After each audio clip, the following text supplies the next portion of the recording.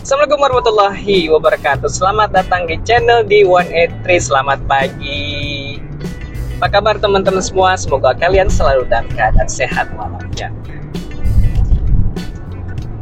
Video kali ini gue mau sharing tentang persiapan untuk road trip atau perjalanan jauh, perjalanan luar kota. Gue mau sharing aja apa sih biasanya persiapan yang biasa gue lakuin kalau gue itu ada perjalanan jauh. Di sini gue udah bikin listnya, jadi ada lima hal yang harus kita perhatikan kalau kita mau perjalanan jauh. Yang pertama adalah cek dulu kondisi kendaraan kalian. Mobil kita itu sehat atau enggak. Cek mesin. Kalau paling gampang kalau ada suara yang aneh-aneh di mesin tuh biasanya ketahuan tuh ya, cek kondisi mesin. Atau ada suara mesinnya kok kayaknya beda nih, kayak agak berbet gitu ya, nggak stabil langsamnya. Kita bisa ketahuan dari situ. Kalau misalkan sudah ketahuan kayak gitu, sebaiknya kita bawa ke bengkel, kita periksa, kita cek ada masalah atau enggak di situ. Jangan sampai nanti mobil itu kita paksain jalan, atau di tengah jalan kita ada trouble. Kemudian selain engine, cek aki.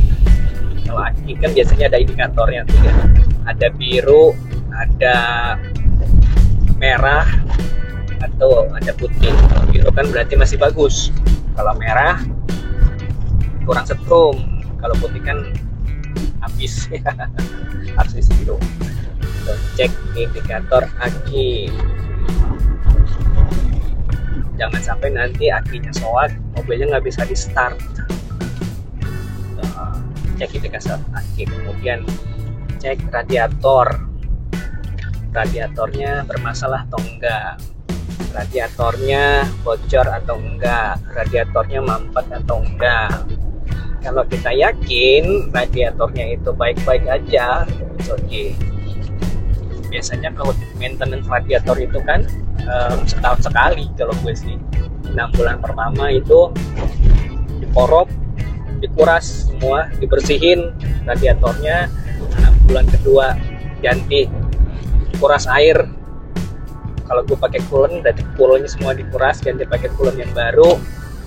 Itu tahun pertama. Nanti masuk 6 bulan berikutnya, berarti masuk tahun kedua, dikorok lagi radiatornya, dibersihin lagi, coolantnya diganti lagi. Nanti 6 bulan berikutnya begitu juga siklusnya, dikuras coolant atau kuras airnya, begitu seterusnya ya. Radiator yang terus cek minyak rem. Nah, minyak remnya kotor atau enggak, minyak remnya berkurang atau enggak. Kalau misalkan berkurang, kita isi berkurang berarti ada masalah di area pengereman ya, kita cek dulu. Kemudian kalau mobilnya pakai power steering, cek power steering minyaknya penuh atau enggak, kotor atau enggak. Terus ada masalah atau enggak di power steeringnya, kita cek, jangan sampai nanti trouble gitu ya di jalan. Cek tekanan ban nih tiap hari. Biasanya gue ngecek, gak tiap hari sih, seminggu 2 kali lah ngecek tekanan ban. Kalau misalkan mobil itu diparkir di ubin kan dingin ya, biasanya suka berkurang tuh tekanan bannya, tekanan anginnya, itu kita pompa. Kemudian hal yang kedua adalah cek kelengkapan kendaraan ya, cek kelengkapan kendaraan. Ban serep tekanannya juga harus dicek tuh. Ban serepnya masih bagus atau enggak, botak atau enggak ya. Kalau masih bagus, keren. Isi anginnya penuhin gitu ya. dengan tekanan yang cukup. Kemudian kita cek dongkraknya berfungsi atau enggak. Jangan sampai nanti di jalan ada trouble di ban, bocor, kita mesti ganti pakai ban serep, dongkraknya nggak bisa.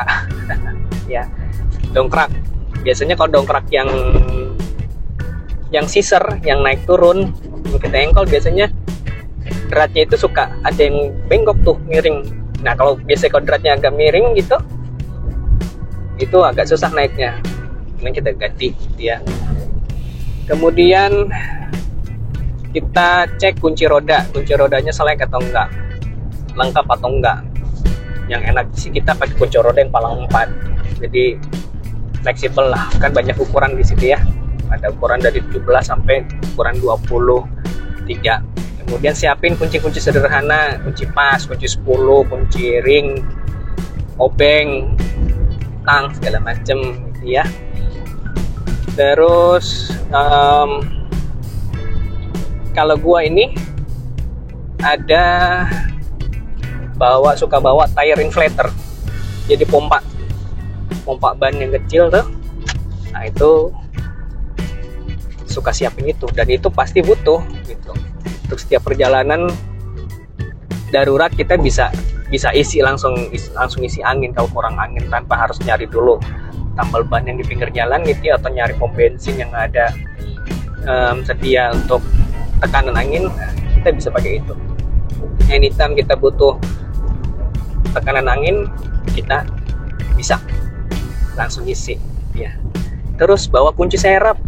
Nih mobil, kalau kalian kuncinya cuma satu, segera bikin serepnya duplikat, bikin 2 gitu ya, bikin 2. Jadi satu kita pegang, satu keluarga lain yang pegang, mungkin kita pegang gitu ya. Once begitu kita amit-amit jatuh, masih punya cadangan satu, atau amit-amit ketinggalan, masih ada kunci serep yang bisa kita pakai ya. Terus kunci cadangan, kunci serep. Hal yang ketiga adalah sediain suku cadangan spare part. Yang paling gampang aja ya. Pertama adalah air untuk radiator atau coolant, radiator coolant. Biasanya gue bawa 1 galon tuh. Gue bawa 1 galon coolant radiator yang selalu standby di mobil. Kemudian bawa bohlam cadangan, entah itu buat headlamp, entah itu bohlam untuk sein, entah itu bohlam untuk lampu mundur, bohlam rem.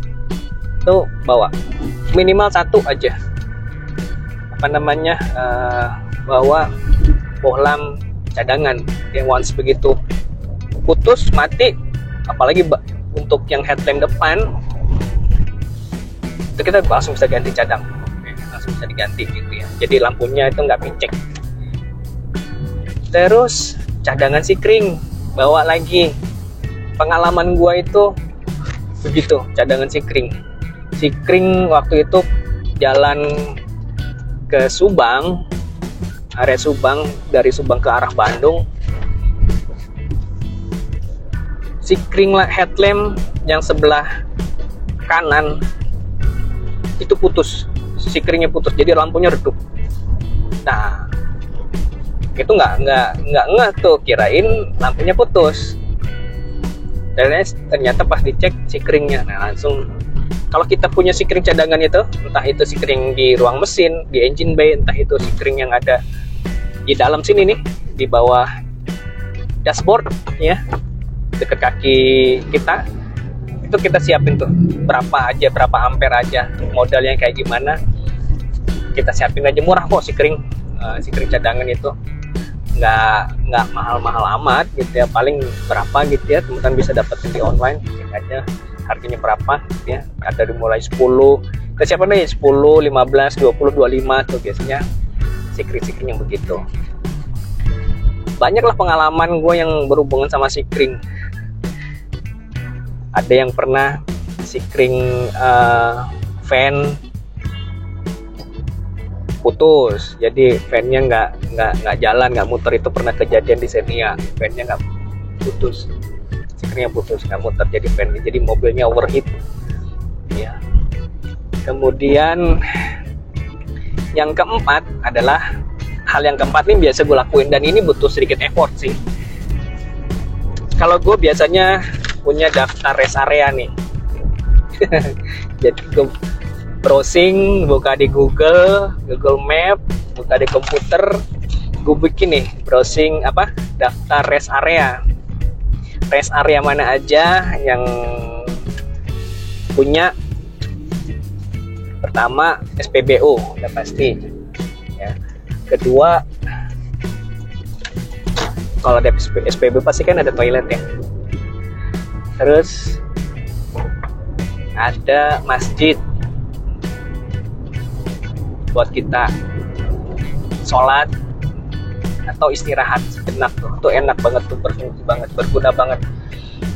Terus yang lain-lain ada puja acara apa segala macam. Nah, ini biasanya gue pakai kalau lagi perjalanan. Biasa gue road tripnya itu kan di Trans Jawa ya, arah Jawa, dari Jawa Barat sampai Jawa Tengah, Jawa Timur. Jadi ini gue bikin baru nyampe Jogja sih, Jawa Tengah. Ini kepake banget begitu kita lihat rest area yang satu ini, yang deket ini penuh, kita udah punya patokan nih rest areanya yang kilometer berapa nih ada yang ada SPBU, dan itu dikasih keterangan rest area berapa, fasilitasnya apa aja. Jadi kita bisa ngukur, misalkan bensin kita rada kurang, kita bisa ngukur ke sana berapa kilo, bisa nyampe nggak mobilnya ke sana. Rest area ini berguna banget nih teman-teman. Gue saranin sih buat yang kayak gini, mungkin butuh effort ya. Bikin dia nih listnya butuh effort. Jadi perjalanan rest area, perjalanan pergi sama rest area perjalanan pulang, ini berguna banget. Jadi begitu kita butuh atau keluarga kita lagi ada kebutuhan buat ke kamar kecil gitu ya, bisa nih. Kemudian yang terakhir adalah yang kelima, siapkan daftar nomor telepon ya, nomor telepon darurat. Kalau misalkan di jalan itu pastikan polisi, kalau lagi di tol jasa marga, dan nomor bengkel bengkel spesialis atau bengkel resmi yang bisa kita hubungi ya. Itu kita buat daftar itulah nomor-nomor darurat. Jadi kalau misalkan kita ada trouble, kita bisa langsung hubungin nomor darurat itu. Itu yang biasanya gue siapin kalau misalkan buat road trip perjalanan. Misalkan mau kemana? Mau ke Bandung. Mau ke Bandung itu bengkel resmi Hyundai. Karena gue pakai Hyundai, itu ada di mana? Mana aja? Catat tuh bengkel resminya. Atau mau pergi ke Semarang, atau mau pergi ke Jogja, atau kemana pun area, pasti gue catat bengkel resminya. Kalau misalkan kita nggak tahu, biasanya gue suka ngubungin service advisor bengkel resmi Hyundai yang biasa gue datengin gitu ya, biasa di Margonda, Depok gitu ya. Tanya aja, bengkel resmi ini nih di kota ini ada nggak? Bengkel resmi di kota ini ada nggak? Nanti mereka suka ngasih referensi tuh, bengkelnya ini, nomornya sekian. Biasanya suka nge-WA gitu ya. Mereka helpful kalau untuk ngebantu masalah dengan pelanggannya. Bengkel resmi. Nah, itu 5 hal yang biasa gue lakuin untuk perjalanan jauh. Dan ini pasti jadi jadi SOP lah, jadi SOP buat gua. Kalau engine check pasti dari rumah kita persiapin untuk perjalanan ke kota tujuan, dan begitu sebaliknya dari kota tujuan kita juga cek lagi yang 5 hal, bukan 5 sih. Yang pertama biasanya gue selalu ngecek kondisi mesin dan segala macam, itu berlaku dari rumah ataupun dari kota tujuan, dari kota ya ke kota tujuan, atau dari kota tujuan pulang lagi ke rumah. Itu selalu gue cek, jadiin SOP gitu ya, standar operating procedure-nya buat persiapan perjalanan. Oke, demikian video kali ini. Semoga video ini dapat memberikan referensi bagi teman-teman semua. Jika channel ini bermanfaat, jangan lupa untuk klik like, subscribe, share, and comment. Gue Niken pamit. See you next video. Turun nuhun. Assalamualaikum warahmatullahi wabarakatuh. Be smart and positive.